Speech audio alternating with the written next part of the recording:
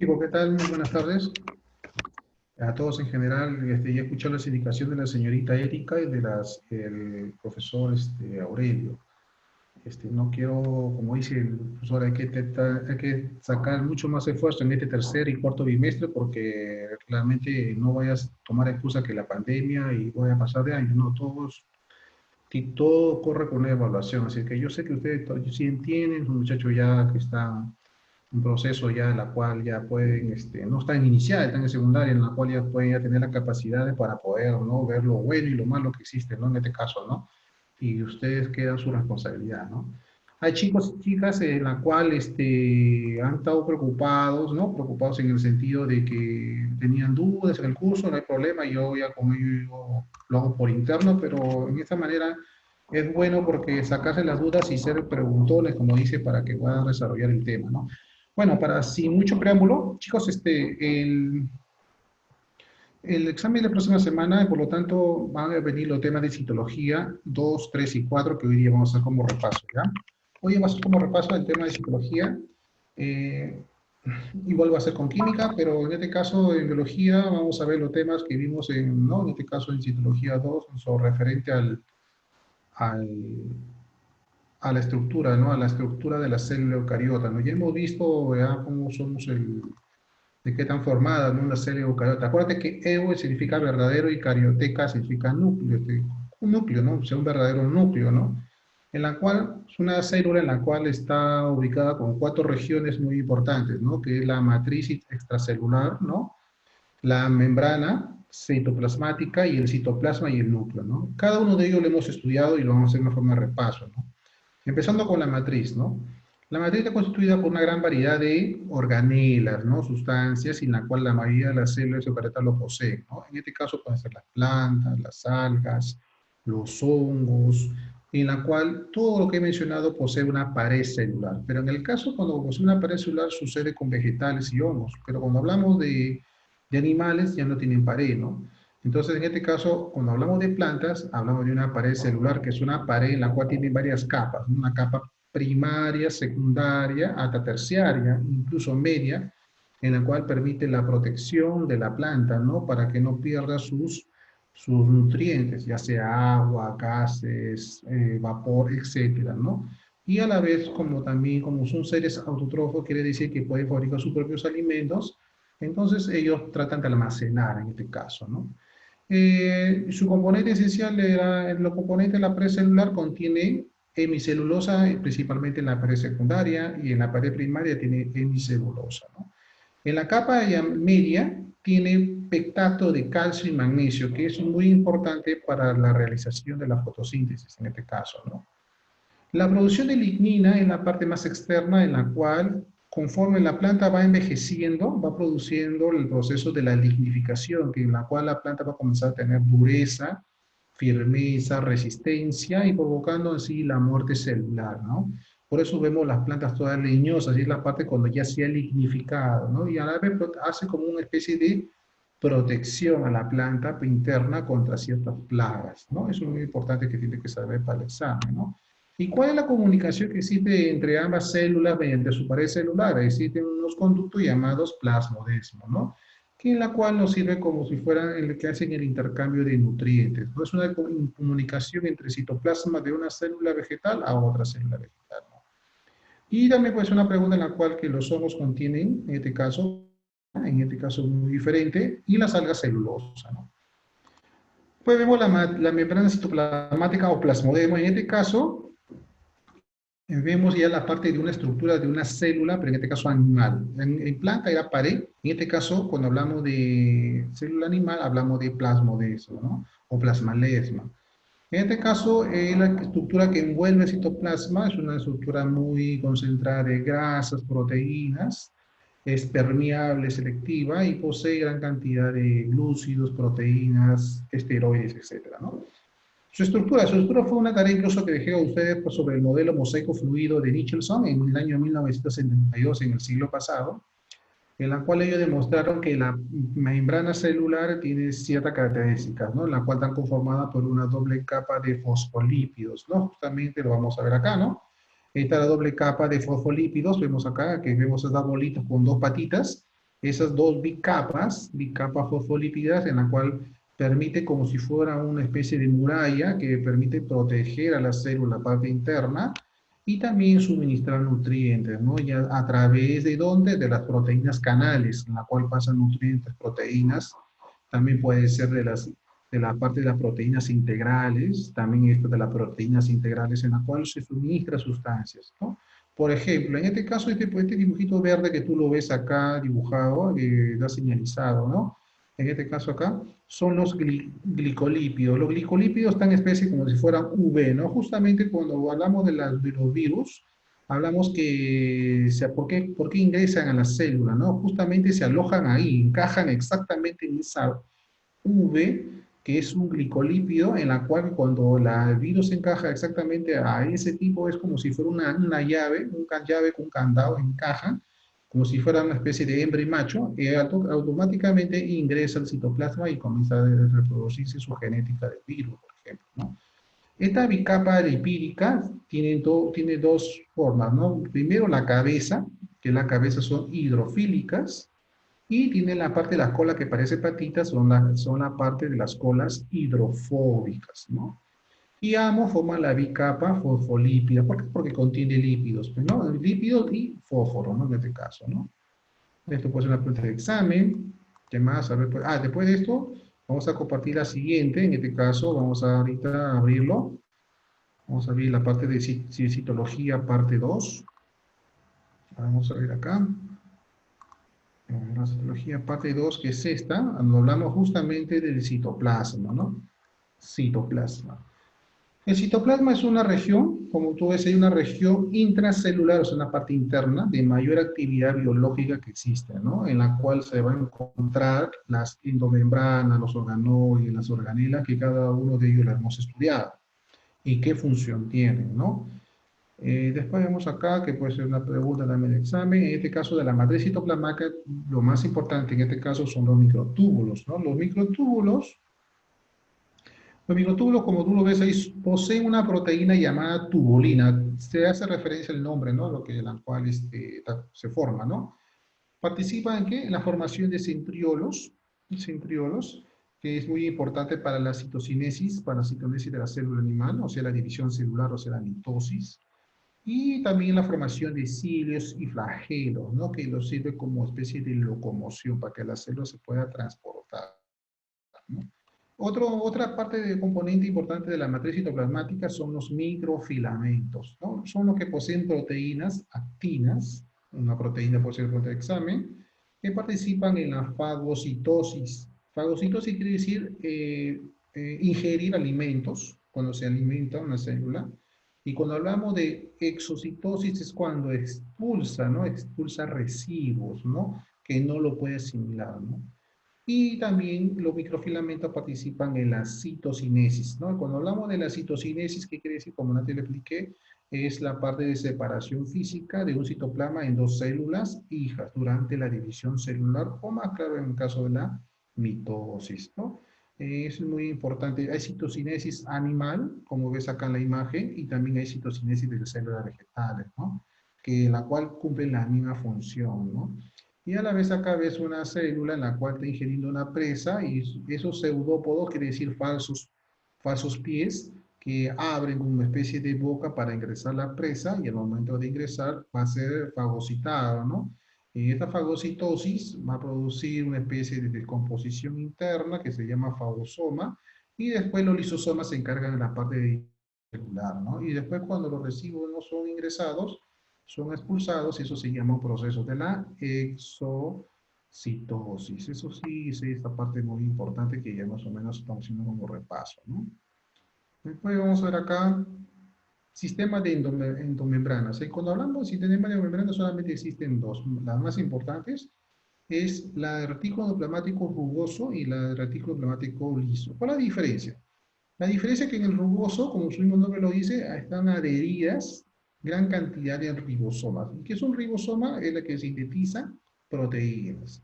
En el caso del retículo endoplasmático liso, no tiene ribosomas y por lo tanto no existe, y por lo tanto es una parte, dice, plana, ¿no? Lisa, por eso le dice el endoplasmático liso, y solamente interviene en la síntesis de esteroides.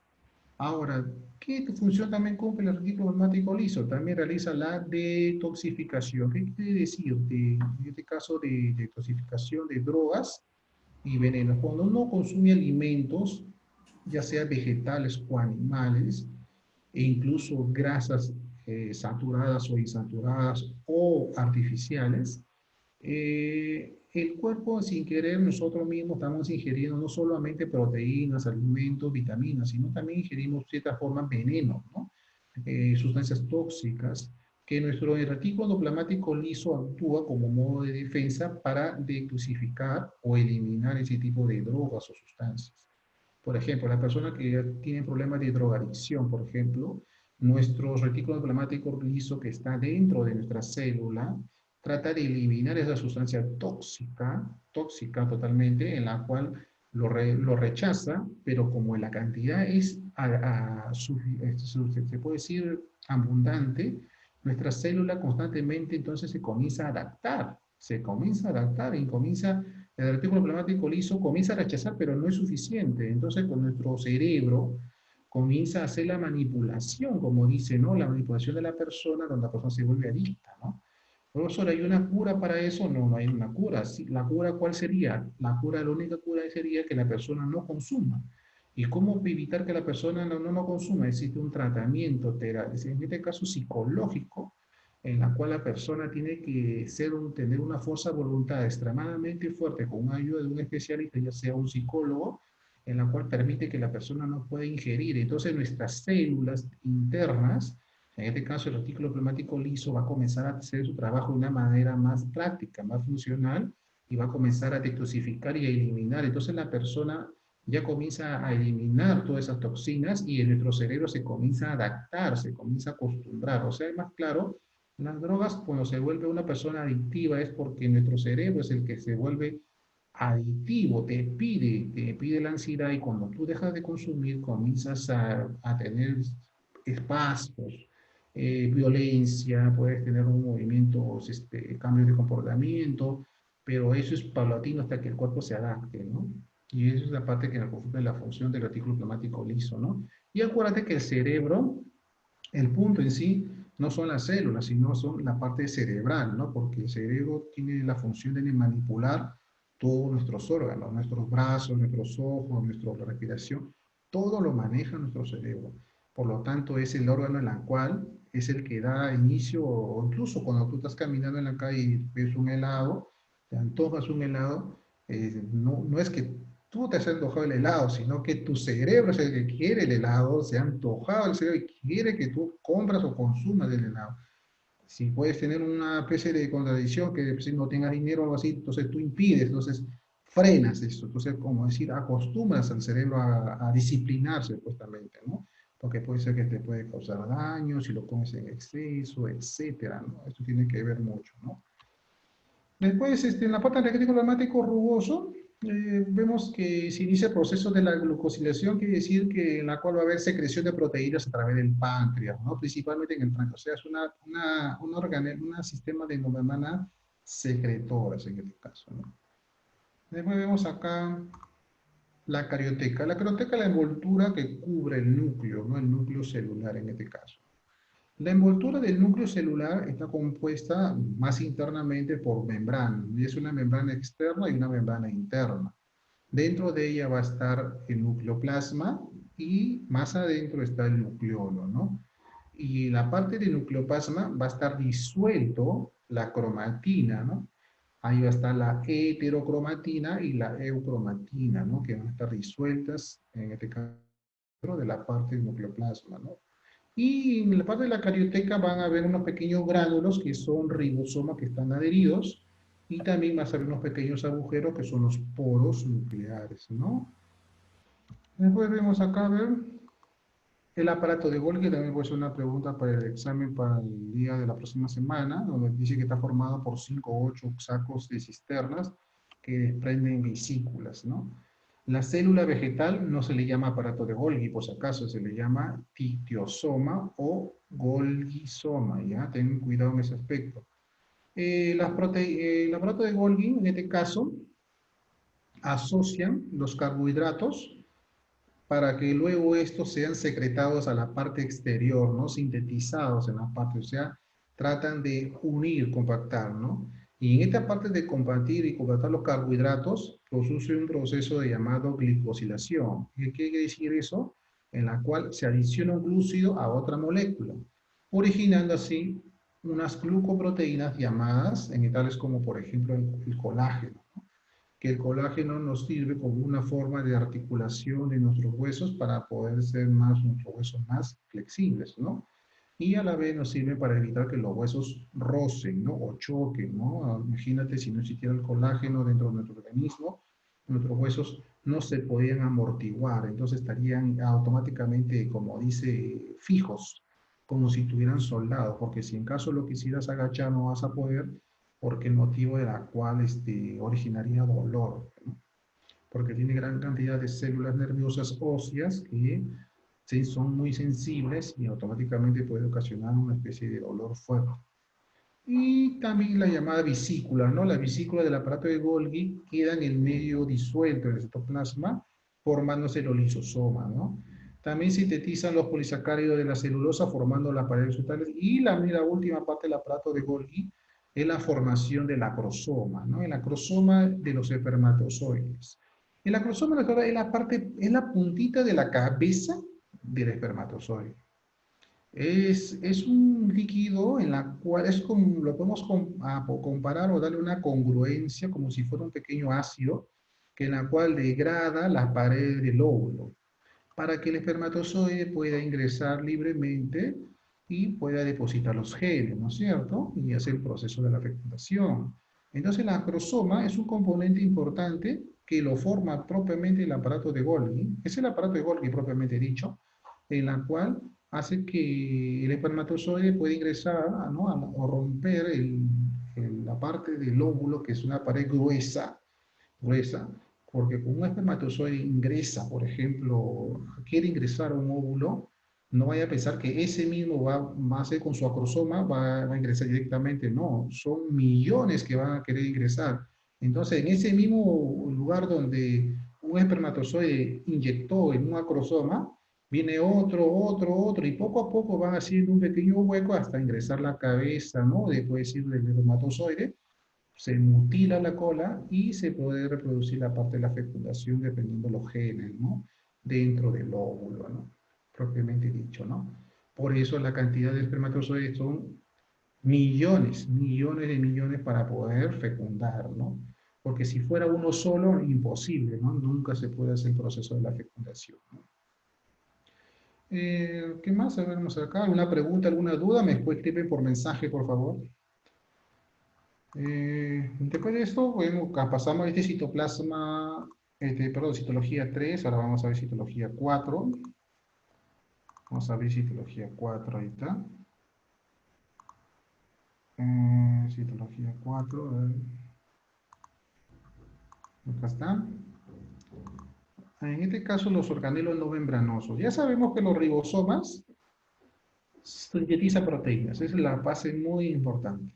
¿Ok? Y se dicen, y también hay ribosomas mensajeros que en la cual hacen una copia o una réplica del ADN para poder replicar la parte interna e interna de la célula, ¿no? También son los polisomas, quiere decir varios cuerpos, pueden encontrarse en la matriz citoplasmática y en la membrana del retículo plasmático rugoso, o sea, se pueden encontrar en esas regiones, también el núcleo que ya lo hemos visto en la carioteca, etcétera, y también algunas mitocondrias. En el caso de las plantas, en el estroma de los cloroplastos, ¿no? Después vienen los centrosomas. Los centrosomas forman el uso mitótico. Es muy importante porque es un organulo, ya es un organulo exclusivo solamente en células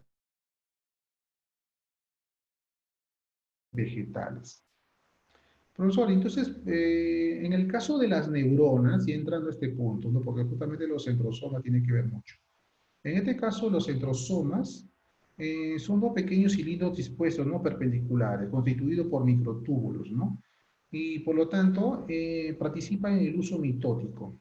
Nuestras neuronas son las únicas células que no se pueden regenerar. ¿Por qué no se pueden generar? Porque carecen de centrosomas.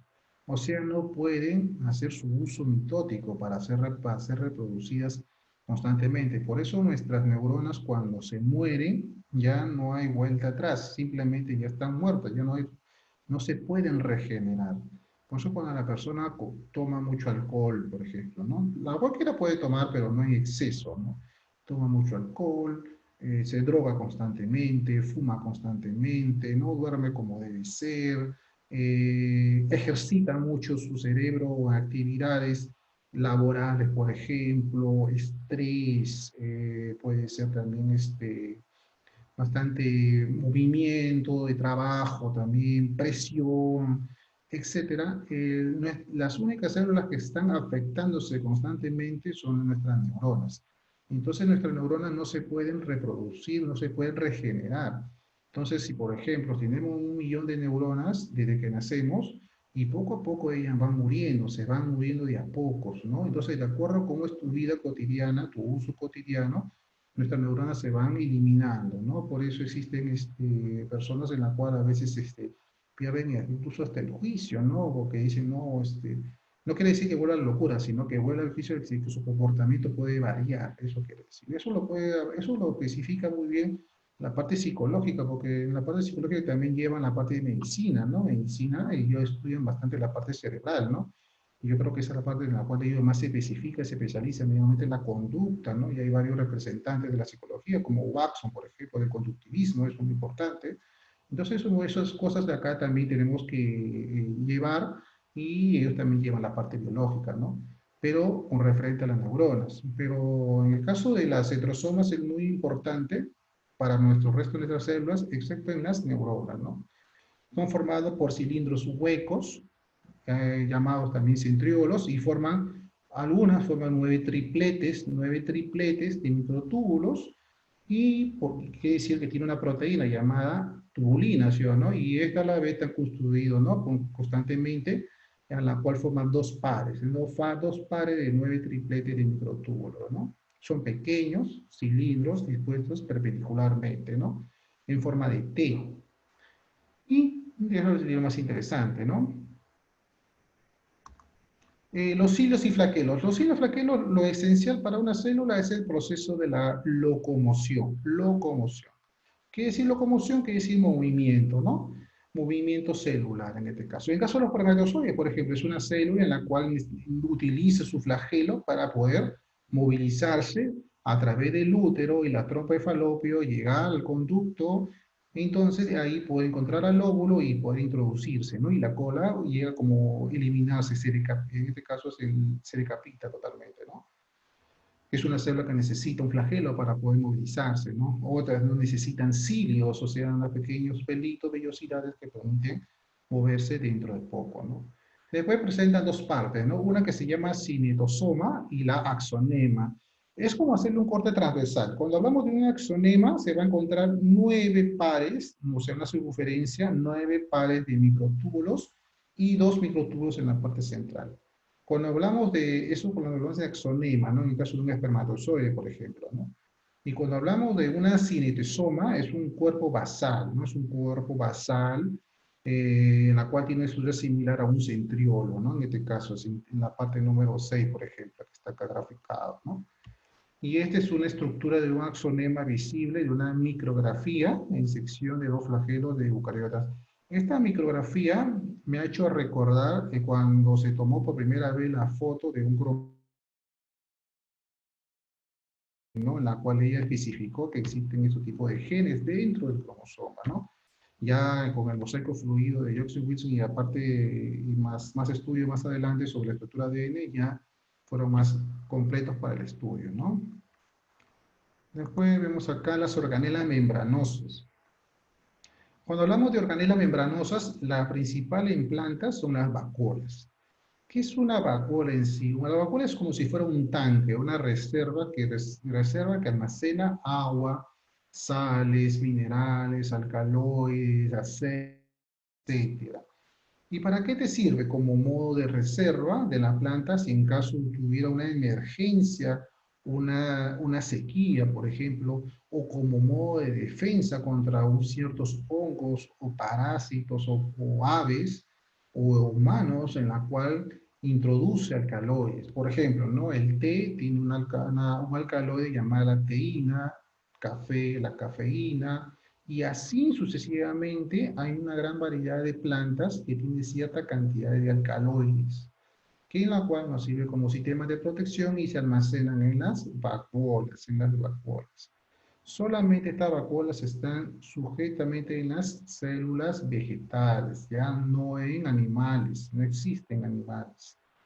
Puede haber un modo isotónico, puede haber un modo hipotónico, cuando se hincha y desplaza el núcleo incluso, o también puede haber un modo en la cual se produce la plasmolisis, ¿no? En la cual significa la destrucción. Cuando tú escuchas la palabra lisis, significa destrucción, ¿no? Y si escuchas la palabra autólisis, ¿no? Autodestrucción, ¿no? En este caso de una célula, ¿no? Los citosomas. Citosomas son organelas que contienen enzimas, ¿no? Y una de las importantes que contienen enzimas son los lisosomas. Una protección puede ser, ¿qué función realiza un lisosoma? La función que realiza un lisosoma solamente participa en la digestión celular, ¿no? Donde va a producir una fagocitosis, va a haber una digestión interna a través de sus enzimas que actúan internamente de esa vesícula, que son la nucleasa, la fosfatatasas, las lisosimas, etcétera, porque hay un montón de enzimas que van a digerir las necesarias para poder alimentar esa célula y las que no sirven van a ser expulsadas por medio de la exocitosis, ¿no? O también llamado desechos, ¿no? Es como juntar la boca, esófago, estómago, intestino delgado y grueso en un círculo en forma de vesícula, en la cual dentro de ella está el jugo gástrico, en este caso están los enzimas que digieren todos los alimentos que sirven para la célula, ¿no? Por ejemplo, acá hablamos de la autólisis, debido a que si se rompe una vesícula, esas enzimas son tan fuertes, que pueden destruir la célula, propiamente dicho, ¿no? Y puede producir una autólisis. Autólisis, en este caso, son vesículas suicidas, ¿no?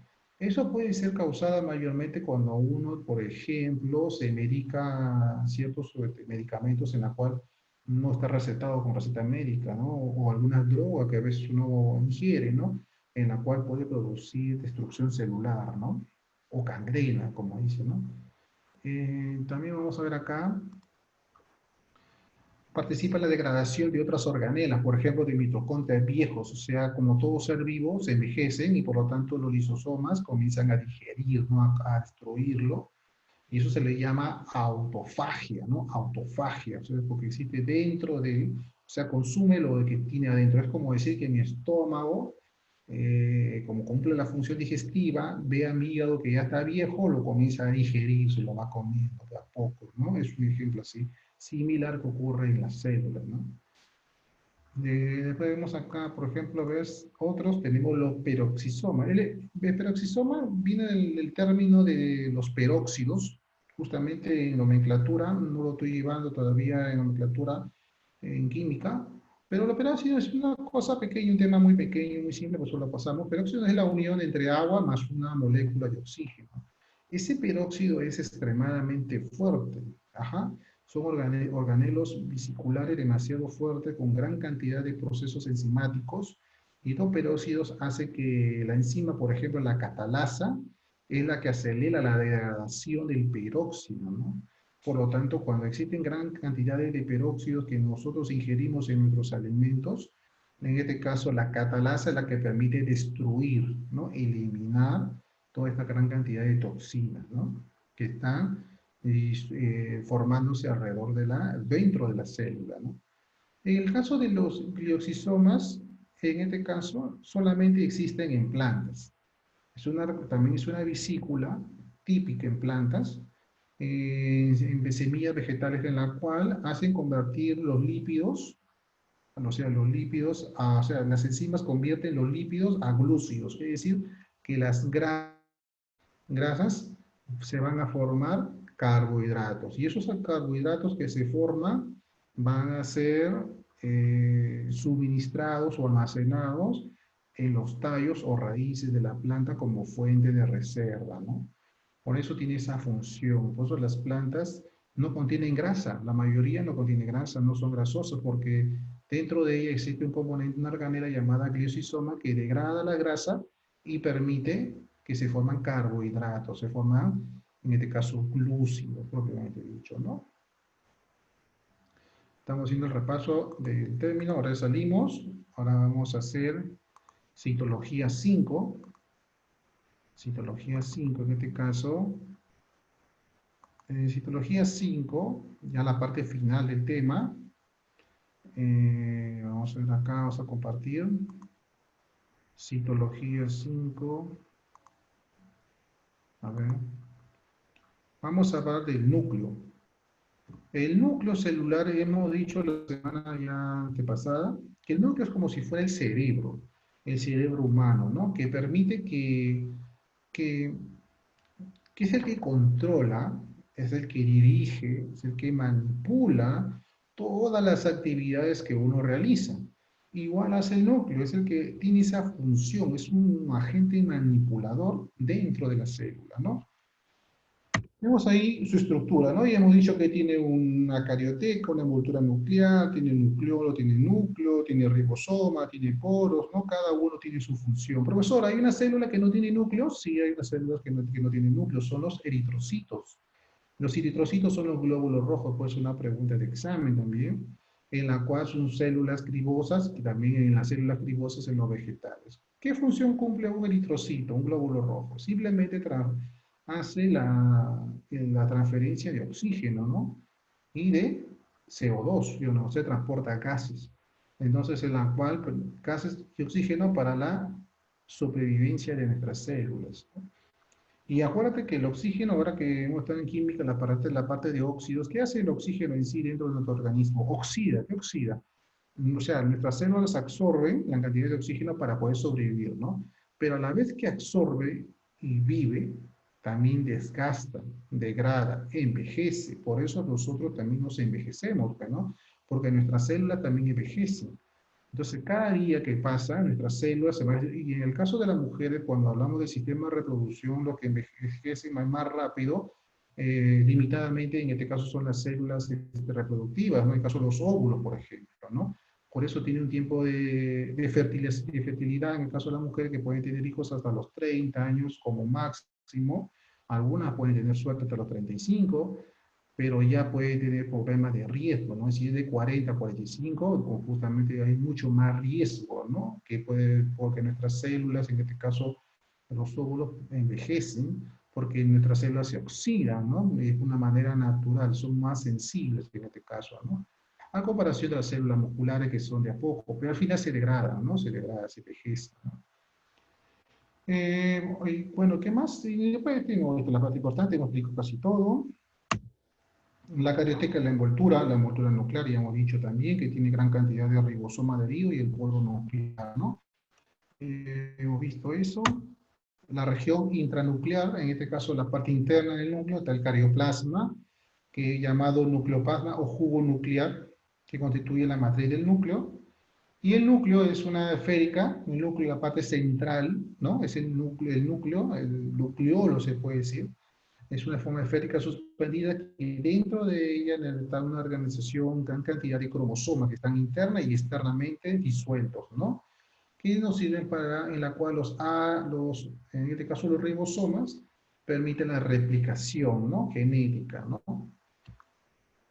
Vemos acá, la cromatina es una organización en sí, supramolecular, son grandes, son células grandes, que permite de naturaleza, ¿no es cierto? Que permite la nucleoproteína compuesta por ADN, ¿no?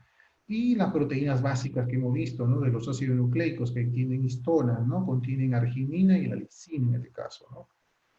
Es una estructural que se conoce como nucleosoma, que existen dos tipos de cromatina, una que se llama heterocromatina y la eucromatina, ¿no? La eucromatina es condensada y la está condensada a la eucromatina.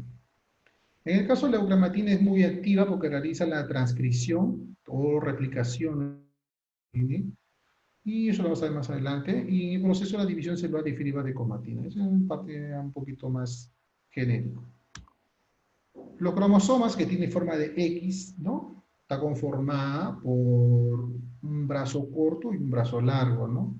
Y en el centro se le llama el centrómero, ¿no? Que divide las dos divisiones. Y en el centrómero, a su costado, se encuentra el cinetocoro, ¿no? El cinetocoro. El cinetocoro es una placa proteica que participa muy importante en este caso en la división celular. En el brazo corto de este cromosoma, ¿no? Se están formadas por unos enrollamientos de fibras de cromatina y en la cual dentro de ella, cuando vamos desdichando, vamos se puede decir, desamarrando ese cromosoma, vamos a encontrar la replicación del ADN, ¿no? Donde vamos a ver las dos cadenas de ADN, que son dos cadenas antiparalelas, que están unidas mediante puente de hidrógeno, donde se encuentran los ácidos nucleicos, ¿no? Propiamente dicho. Pues existen cuatro tipos de cromosomas, se llama el telocéntrico, acrocéntrico, metacéntrico y el submetracéntrico, que ese sí va a ser pregunta de examen sí o sí, así que tener cuidado con esas y cada uno con sus conceptos dados, ¿no? ¿Cuál es la diferencia en sí entre los cuatro? Van a tener diferencia de acuerdo al dónde está ubicado el centrómero. Si el centrómero está muy arriba, está muy al centro, está muy abajo, está muy abajo, ¿no? Entonces, cada uno de esos va a tener un tipo de comportamiento diferente, ¿no? Justamente, a la consecuencia del centrómero, justamente, nosotros, o sea, los seres humanos, o sea, no tenemos los mismos formas, caracteres, o sea, se puede decir genéticamente hablando, por eso activa diferente de acuerdo a la persona, ¿no? O cómo la persona se una, por ejemplo, ¿no? Una mujer con un hombre tienen sus caracteres genéticos muy diferentes y al producirse la combinación de genes, también tiene que ver mucho la ubicación del centrómero, o sea, esos cromosomas, ¿no? Para esos par de cromosomas en la cual van a estar unidos, adheridos y formar, ¿no? La especie de división celular, la mitosis, y tiene que ver mucho con la ubicación del centrómero, ¿no? Y tiene que ser perfecto, porque si una persona, por ejemplo, sana, nace sana, por ejemplo, no tiene ninguna enfermedad, no tiene nada, no tiene alergia, no tiene una formación genética, es porque los genes han encajado, se puede decir, de una manera exacta. Pero cuando existe una pequeña desviación o una falla dentro una parte cromosómicamente hablando, altera una función del cuerpo. Puede ser ciego, puede ser sordo, puede ser mudo, puede tener un mal de Asper, entonces puede tener o síndrome de Down, por ejemplo. Entonces, todos esos tipos de enfermedades genéticas simplemente es por una pequeña variación en este caso, de los puentes hidrógenos en la cual están ubicados nuestros ácidos nucleicos y en la cual vamos a ver que la adenina, la guanina, todo eso no encaja. Por una pequeña falla, la persona puede nacer enferma, propiamente dicho, ¿no? Por eso los días fértiles de la mujer mayormente empiezan a partir desde muy joven, a partir de los 12 ya comienza a ovular, pero para tener hijos mayormente lo ideal sería a partir de los 22, 25 años, más en ese rango, ¿no? Si en caso tuviera alguna enfermedad ya sería genético, ¿no? Ya sería genético hereditario viendo su cronología o su historial genético familiar, puede ser que una persona un abuelo o una bisabuela haya tenido una enfermedad y por eso hay una malformación que puede ser en el futuro y puede heredar tus propios hijos, ¿no? Podemos sacar la tarea. Y bueno, eso sería todo, chicos. Eso de verdad me ya expliqué todo lo que va a ir para el examen. Si no hay ninguna pregunta, todo está claro, no hay problema. Escribe mensaje. No hay problema. ¿Todo está claro? Escríbeme por mensaje, por favor. Sí, profe, todo está claro. Claro, Sí, entonces no hay problema. Entonces, está chicos, claro. esos 2, 3, 4 y 5 temas de citología lo voy a mandar a la señorita Erika ahorita mismo para que ella lo reúna al grupo y esos temas son los que tú tienes que estudiar para tu examen. El examen ya lo estoy haciendo, ya lo estoy avanzando, tengo que tenerlo listo y terminado para que el lunes comienzo ya a repartir ya lo que tocan el martes y el miércoles y así sucesivamente. Viendo la cantidad, va a tener que salir por lo menos unas 10 preguntas como mínimo, ¿no? Entonces ya tendré que aumentar más y todo tiene que ser más rebuscado, ¿no? Entonces, todo eso tiene que ver igualmente con química. En química sí que 20 preguntas, así que ándate preparándote cómo vas a hacer tu término de óxidos y hidróxidos, ¿no? Que eso lo vamos a ver el día que nos toque, el día viernes, la clase de repaso. Bueno, chicos, eso sería todo. Ya con eso vemos tenemos la clase con el siguiente grupo, así que nos vemos. Profesor Renzo, disculpe, con Sí, un ratito, por favor, no vaya a cortar. El coordinador quiere dar unas indicaciones al grupo, por favor. Señor coordinador. no, no hay problema, que comunique, ¿no?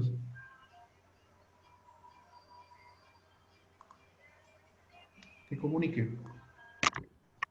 Su micro, coordinador, su micrófono.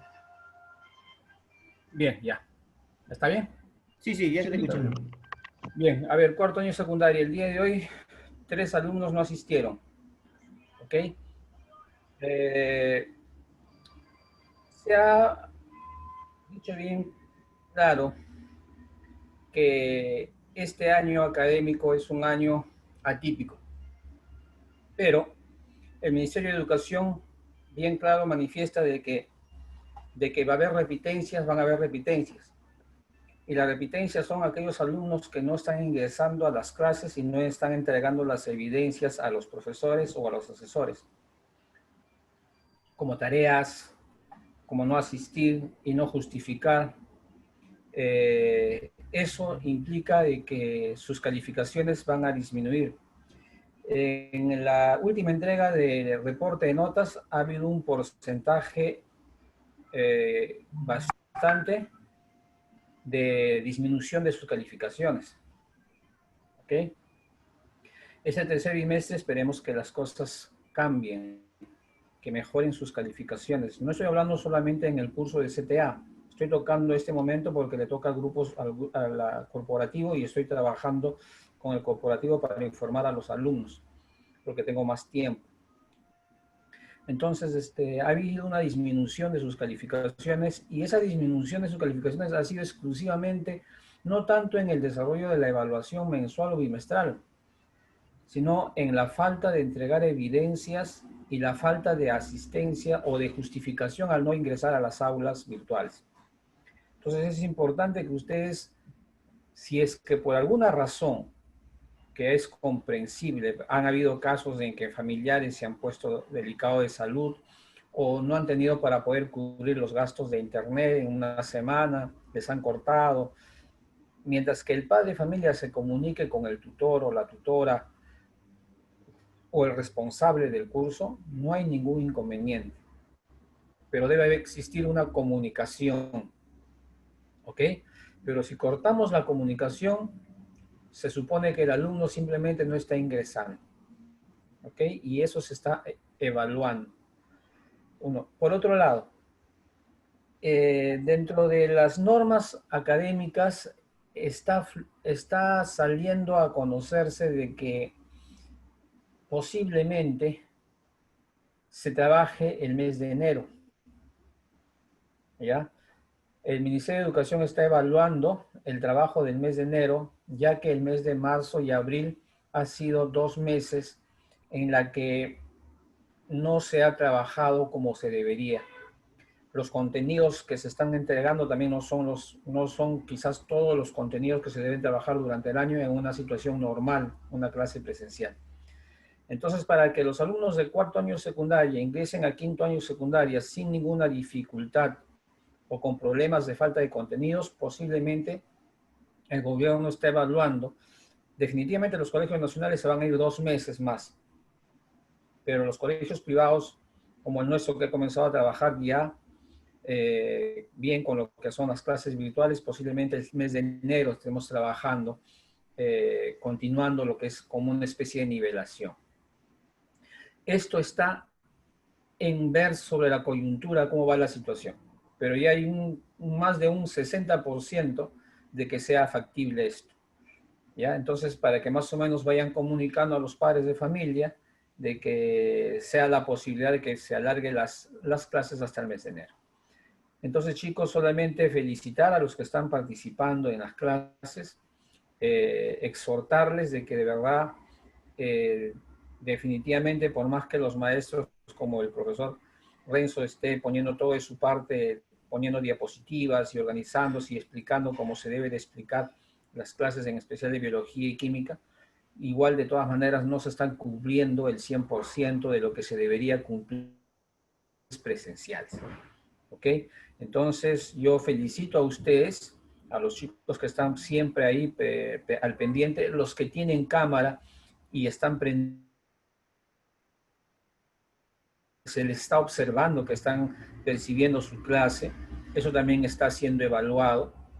¿Ya? ¿Por qué? Porque estamos viendo que el alumno o alumna está prestando atención a una clase, ¿no? Entonces eso es fundamental. Es la actitud que también se evalúa dentro de lo que es unas normas o ítems de evaluación que tenemos nosotros los profesores para evaluar a los alumnos. Más nada, chicos, solamente exhortarles de que sigan, por favor, no desmayen. Sé que muchos de ustedes por ahí ya he averiguado que están saliendo. No lo hagan. Eviten salir si es que desean, porque yo sé que tienen padres, abuelitos, tíos, quizás que tengan mayor edad. Háganlo por ellos. Quizás ustedes pueden pasar fácilmente una situación, pero ellos no. Entonces todavía no podemos actuar de la forma normal como estábamos actuando. El hecho de que los medios de comunicación indiquen que ya estamos tratando de vencer todo esto, no es aún, por favor, el momento para poder decir libertad. Es ahora el momento en el que debemos de poner mucho en nuestra parte. Es por eso que estoy exhortando a todos los profesores también, y ahora al profesor Renzo, para que todo antes de iniciar o al finalizar la clase, exhorte a los estudiantes lo importante que es estar en cuarentena. Seguimos, nosotros tenemos que estar manteniendo reposo en casa, no salir si es que no es sumamente importante o necesario. ¿De acuerdo? De parte del Colegio San Antonio, se les quiere muchísimo, hay bastante afecto hacia ustedes, se les va a seguir apoyando en todo lo que ustedes nos comuniquen. Mientras exista una comunicación, vuelvo a indicarles, estamos para apoyarlos en todo lo que se pueda. Si digo en todo lo que se puede, inclusive el promotor ha visto algunas situaciones de algunos alumnos o padres de familia que han estado mal, e incluso se ha visto la manera cómo ayudar y apoyar, porque somos una familia. Y una familia está para ayudarnos unos con otros. Bueno, chicos, más nada que decirles, seguir estudiando. Tienen clases con el profesor Miguel Ángel Cabero, creo, más tarde, o no sé qué curso les toca ahorita, pero ya. Gracias. Gracias, profesor Renzo. Gracias, Aurelio. Está bien, profesor. Chicos, ya escucharon la comunicación del coordinador. Ya espero que todos hayan escuchado atentamente. Como dice el profesor, hay que cuidarlo bastante, y la parte de la salud es muy importante, y lo importante es que todos nosotros estemos bien. Para el próximo año, ojalá que todo vuelva normal. Otra consulta quisiera hacerle a ustedes antes de cortar. Después de los exámenes, chicos, chicas, la semana que viene va a ser hecho examen normal, no va a ser un problema, marca su respuesta y termina, ¿no? Ahí no va a haber clase, no va a haber nada. La hora de la puntualidad, me refiero a que, por ejemplo, usted y yo tenemos clase a las 2 de la tarde, ¿no es cierto? Ya, muy bien, a las 2 de la tarde yo voy a tener una tolerancia de 2 a 5, por ejemplo. Puedo dar 5 minutos de tolerancia. Y voy a cerrar en la parte del Zoom el grupo. Es como cerrar la puerta del aula. O sea, acá también se puede hacer ese punto. 2 y 5 en punto, yo automáticamente cierro y empiezo la clase ya automáticamente con los chicos que están agregados. ¿Por qué digo así? Porque como nos queda poco tiempo y nos quedan 30 o 40 minutos, se me hace muy difícil y corto para poder explicar como debe ser. Entonces, y hay alumnos que ingresan tarde, o ingresan 10, 15, 20, hasta faltando 2 o 10 minutos para acabar el Zoom, también están ingresando. Entonces, tampoco no lo veo justo con los chicos que son más responsables. Entonces, para evitar problemas, máximo 2 y 5 voy a dar de chance, porque si no yo cierro la plataforma para yo no poder ingresar otro alumno a la clase de Zoom, por favor. Y el que no ingresa va a tener una nota. En este caso voy a comenzar este bimestre a aplicar con el 0,5 por no asistencia a clase. O sea, más claro, la asistencia a clase es obligatoria y por la cual también tiene nota. Entonces, justamente ese punto de 0,5 también te va a bajar por más cuaderno, tarea que tengas, o con ese examen tengas 20, ese 0,5 te va a bajar. Entonces hay que tener bastante cuidado. ¿Ya? Y te lo pongo como nota mínima 0,5 porque en sí normalmente es 0,0, Pero de todas maneras, y hay que tener un poquito cuidado en este punto. Este tercer bimestre y cuarto último bimestre debo ser un poquito más estricto, porque el primero y el segundo he tratado de considerarlo, ¿no? Pero esta vez ya quisiera que si en caso tú tuvieras algún problema, por ejemplo, en internet o luz o algo, salga el celular media hora o una hora antes, ¿ya? Entonces yo con eso te voy a tener consideración, ¿está bien? Espero que esté todo claro. Empezamos esta secuencia de presencial a partir después del examen, por favor, ¿ya? Por favor. Ya chicos, entonces ahí cerramos y espero que no haya inconvenientes, entonces preguntas, cualquier cosa me lo hacen por interno, ¿ya? Hasta luego, chao. Chao, profe. Ya, chao, chao. Chao, profesor. Ya, Chao, profe. hasta luego.